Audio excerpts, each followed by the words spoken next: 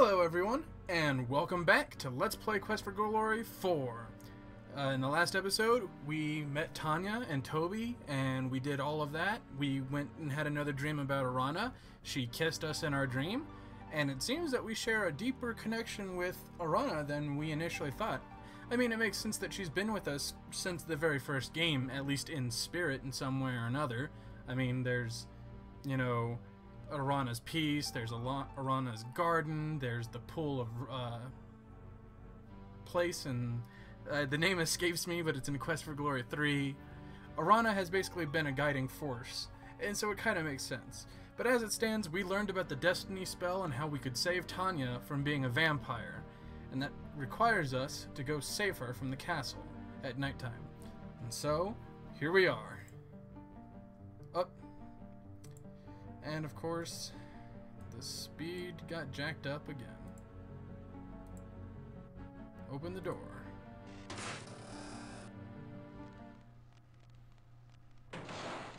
You sense that something is very wrong here, but not immediately dangerous. The creature does not seem to be openly hostile, just very protective of the child. There is a feeling of cold. Okay, we saw that already. Hello. Vanna is so happy to be back with us now. He's our friend now, Toby. He's not a stranger. Alright, let's greet the child. You say, hello. Hi. Have you come to play with Toby and me and Vanna? And let's tell her about Arana's staff. You tell about Irana's staff, and how it can make Tanya back into a real little girl again. I like the staff. It always made such pretty flowers in town. You say it will make me all better, and I won't be a bad thing anymore? You nod your head. Oh, Toby, I can see my mommy and daddy again.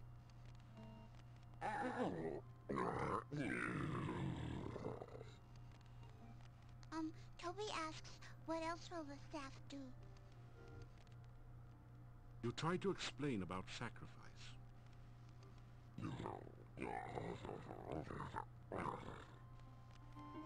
Toby says he understands. He says you should take us to the staff now, so I can be with my mommy and daddy again. Oh, it feels weird here. Kinda happy. Icky. I'm scared.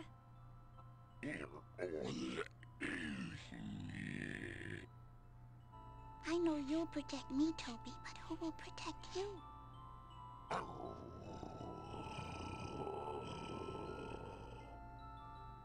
Okay, Toby. I'll protect you. You cast the ritual of release.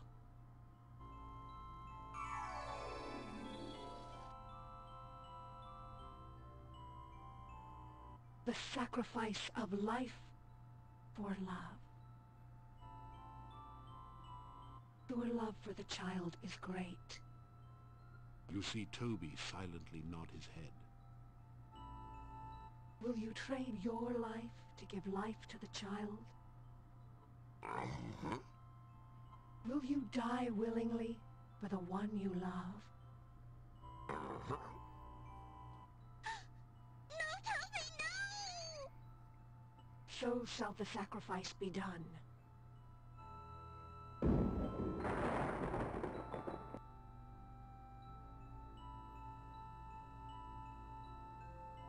So is the sacrifice complete. I am again the staff of Arana.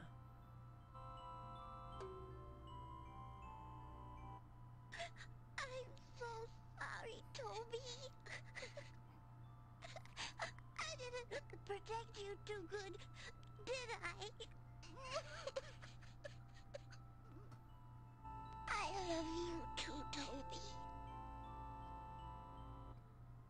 You take the sobbing child in your arms and carry her to the inn. You awaken her parents and are overwhelmed by their gratitude and joy. It is long before you manage to escape to the peace of your own room for what is left of the night. You awaken as the sun begins to rise. Sorry, I got a little choked up there during that sequence, which is why I was quiet. I just... self-sacrifices like that always get to me. I'm a big old crybaby when it comes to that kind of stuff. I'm sure you guys know that by now, but... yeah, I just... honest to goodness stuff like that, just...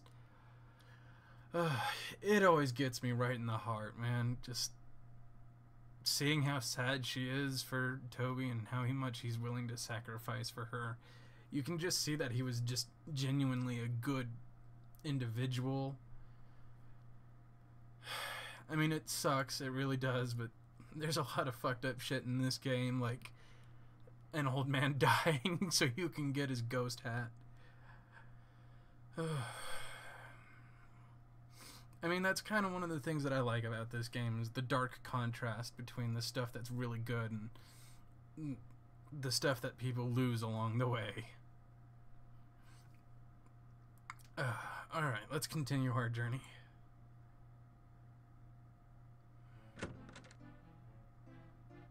I must thank you for saving our Tanya.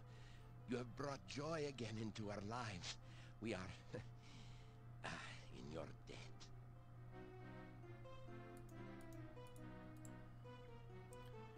So, let's talk about Toby's sacrifice. You tell again how Toby sacrificed himself for Tanya. He may have looked like a monster, but he obviously had a heart and mind of great kindness.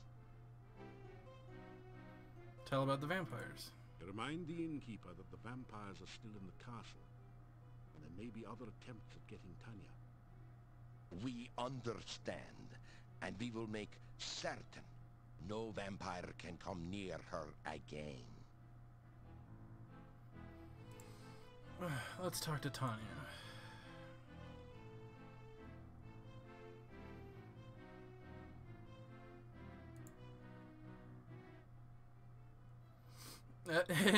There we go, it just spoiled it for us. That's who the other guy is. It's Adavis. Oops. Programming oversight, if you guys hadn't already figured it out by now. I didn't like him.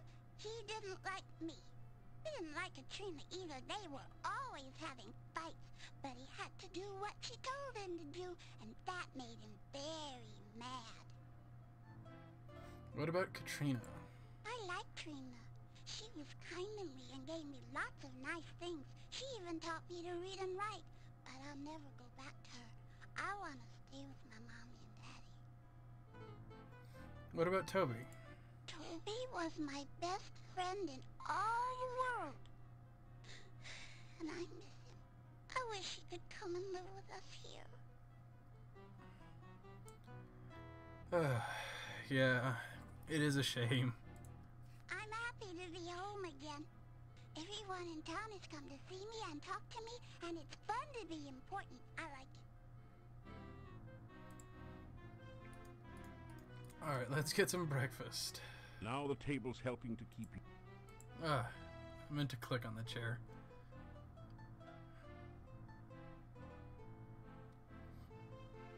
You eat your plain but nourishing breakfast. I don't know how we can ever thank you enough. It's such a joy to have my little Tanya home again. So we can actually finally talk to her.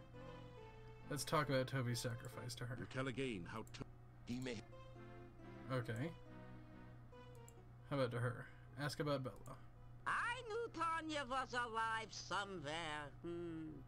I never lost hope that she would return. Bella, you heard his story. Tanya was dead, an undead, a Nosferatu. She is fine right now, isn't she? As long as she's alive and well, what does it matter? Let's ask about the child. My Tanya is her cheerful, loving self again. I could never thank you enough for the kindness you have shown us all. What about the vampires? I don't understand with all this talk about vampires and Tanya. She has returned healthy and happy, and this is what's important. Of course, I will never forgive the woman who stole my baby from me. Still, I think I can understand her a little bit. I, too, have always wanted a child such as Tanya. I am only overjoyed to have my Tanya back. Alright. Time to say goodbye. You hear a chorus of responses, some coming from the kitchen.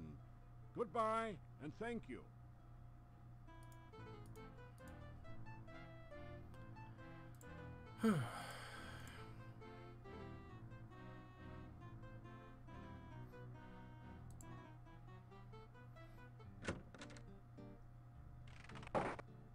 You have brought real joy to Mordavia by bringing Tanya back.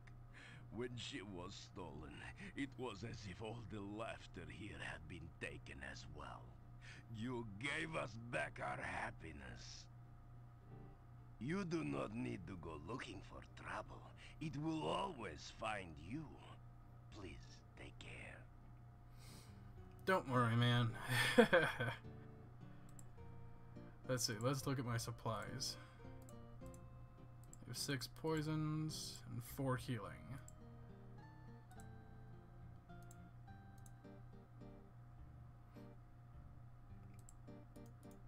Alright, so let's get some more healing potions from the good doctor over there.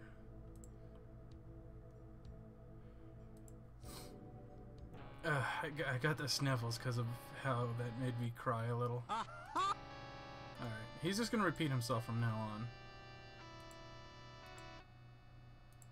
You really... Here you... Okay. That's all we needed. The healing potion. Should you...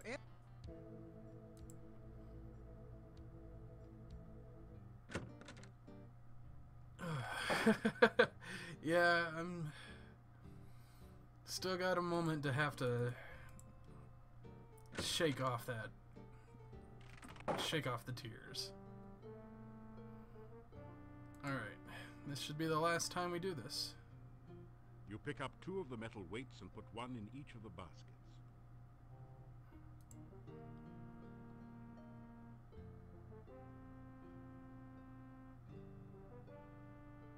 Your legs are too...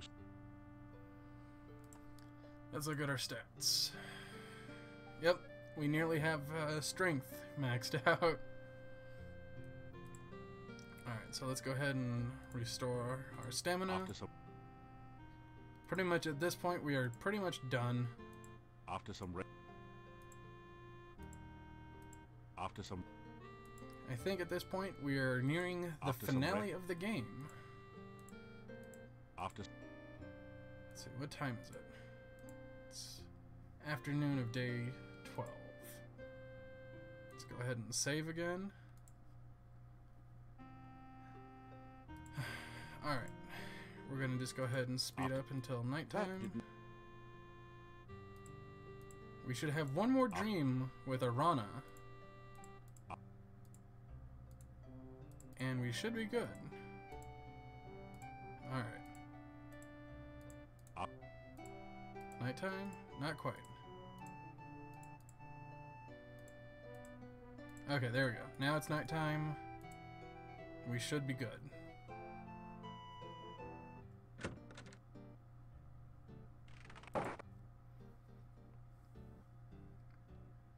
We could talk to the farmers if we want, but who cares? The novelty of the farmers is worn off. A shiver of cold comes over you. You sense no danger, but even so, you find yourself afraid.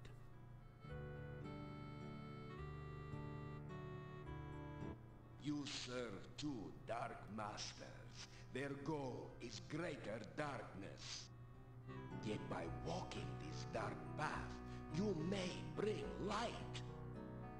The spirit of Irana is trapped within the darkness. Unleash the darkness, that Irana's spirit might be free. Release the darkness, that it might be banished forever.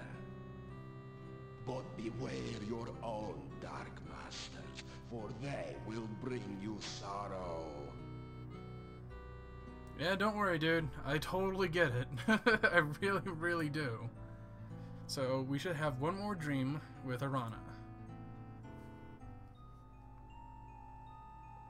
The sounds of battle rage around you. You hear once again the death screams of 100 brave warriors and friends. The darkness reaches for you. The tendrils of twisted magic writhe around you, sucking at your very soul. Your staff is torn away. Your magic is sheared from you, and you lie defenseless before the all-devouring blackness. You are swallowed by the darkness. Now you draw forth the last of your power, your very life force. With your final spell, you bind the darkness from within, and send it back to the chaos from which it came. It takes you with it.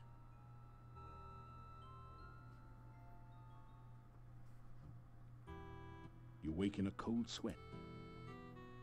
Alright, so that should be it. That should be the last dream. We have a soul bond with Arana. We know exactly what she went through. You are always on. At this point, we're just waiting on one more event to occur.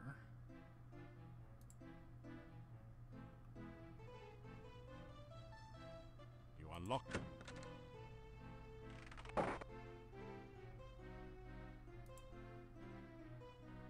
the chest. Unfortunately, I wish this game had a sleep till nightfall option. Or rest till nightfall. Quest for Glory 3 had that, and so did Quest for Glory 2. That would have been really beneficial here. I don't know where the event for the last part of this game kicks in.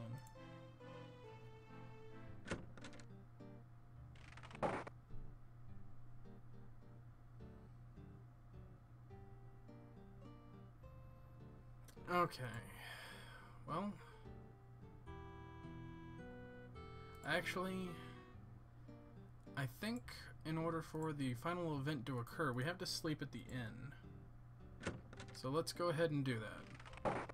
We're just pretty much gonna chill here until it's, I guess it's time to kickstart the finale? Yeah.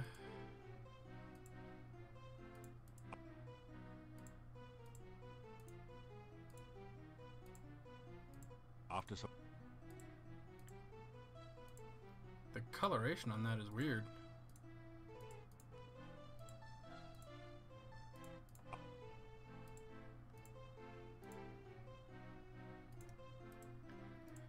This is so tedious.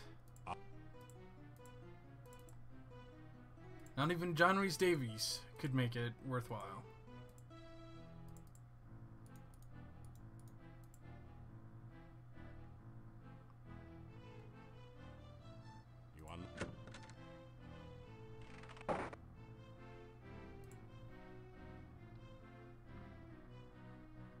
Sleep until morning. Yep, there we go. You awaken as the sun begins to rise. There's the very thing that kicks off the finale. The note says, "Meet me at the castle gates tonight. We have much to talk about. Katrina." It's totally a trap, guys. I hope it's really, really obvious. So let's go ahead and make our way to the castle gates. The days. Yes, the days. They are getting colder. If only this game was dynamic enough to actually reflect that. With, like, the climate, like, changing. Like, the grass is getting more and more dried out. But unfortunately, that would be a bit too complex for a game of this age. Alright, so castle is that way. It's time to play the waiting tango once more, guys. After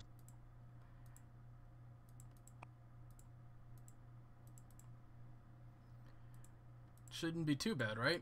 I mean, we get John Rhys Davis to make weird noises. Op, op, op. Oh, didn't mean to click on that. Why did my intelligence go up from just waiting around?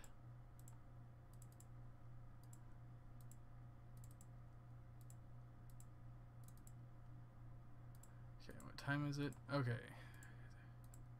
The sun is setting, so 2 more times. Right? Oh, nope. Wrong one. Ah, 1 more. after There. It's nighttime. We can begin the festivities. This for those not tough enough for the challenge. It comes in the form of 2 slavering necrotors. Okay. The tower is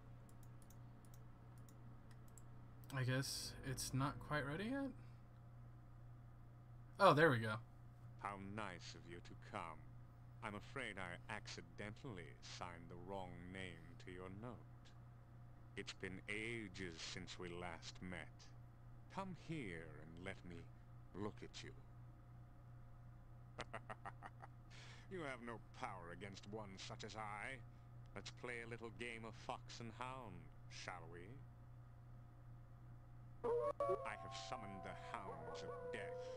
Now we shall see whether you've kept up with your running lessons. Yep. They got me super quick. It was gonna happen anyway. You can't really escape them. You fool! Did you really believe you could get away from me? I have you now, and you will pay for my death. It is you that caused me to become a vampire. If you had not killed me, I would never be forced to serve the Dark Master again. You probably blame me for all the problems around here, don't you? You understand nothing. The Dark Master is the cause of all the woe that is here. The Dark Master brought you here against my better judgment. The Dark Master made me what I am now, a Nosferatu, and seeks to do the same to you. But I shall spare you that fate. I will mercifully end your miserable existence. Then the Dark Master and I will call forth eternal darkness, and we will no longer be limited to travel at night. Together, my master and I will create an army of undead, and we will conquer the world. Pity you won't be there to witness this. You cannot stop us now. You will never find your way out of this dungeon, and only a stake through the heart or more magic than you will ever have can stop us. You will die, knowing that you were destroyed by the Dark Master. The sun now rises, and I must go to my rest. You too shall rest. I will not allow you the chance to escape your fate, or to use that stake and hammer I torment you with here. Weapons of my destruction so close at hand, and yet so far. Sleep now, great hero. Tomorrow, we die.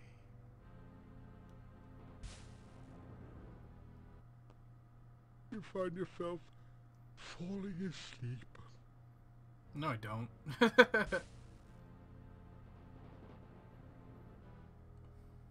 You fool! You wake up from what you thought was a nightmare, only to discover that it's only too real. You sense the vague impressions of ancient pain and horror in this place. There's also the sense of something dark and very much alive near you, hungering for you. Alright. Let's grab those tools. With some effort, you break the rusty chains.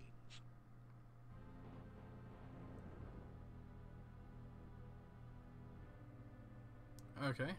Let's get these tools then. Since I could just break them. You pick up the heavy hammer and store it in your pack. And the stake, too. You take the wooden stake and stake its claim in your pack. Yep. I already know what to do here. This is all super familiar. We're gonna still save anyway, just in case for death. Because I make mistakes too. Alright. The heavily barred and... It's barred on the other side, but you can see and hear the two guards through a peephole in the door. What's going on in there? The master didn't say nothing about guarding no prisoner. It's the Annabee guy's orders. So what? He gives you something to do. I don't like it. I think Annabee's guy's trying to pull a fast one on the master. She's not gonna like this. You wants to go down there and tell her? No way. Then shut up!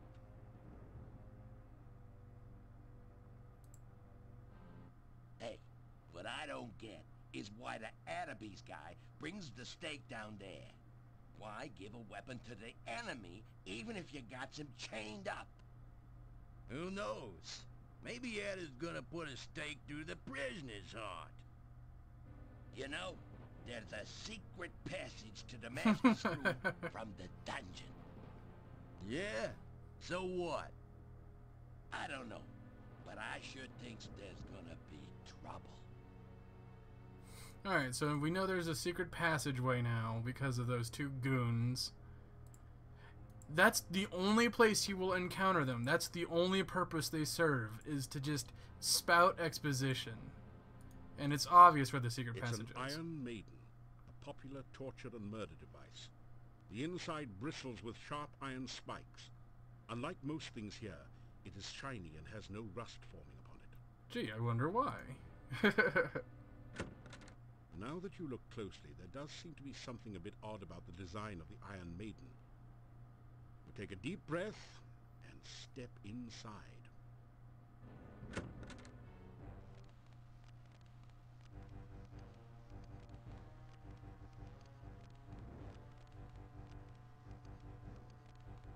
You're in a lady's richly decorated bedroom.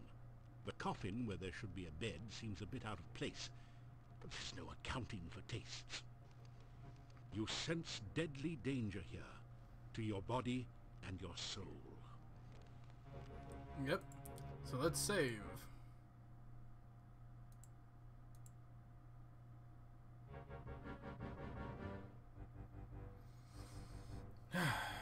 And you know what, guys? We're nearing the end of this episode anyway. And the next episode is going to be the finale. Because there is literally not much left. So, stick tuned for the finale, guys, because it's going to be a grand old episode. And I hope you guys are ready for it. Hope to see you in the next one. Hope you had fun. Take care and bye for now.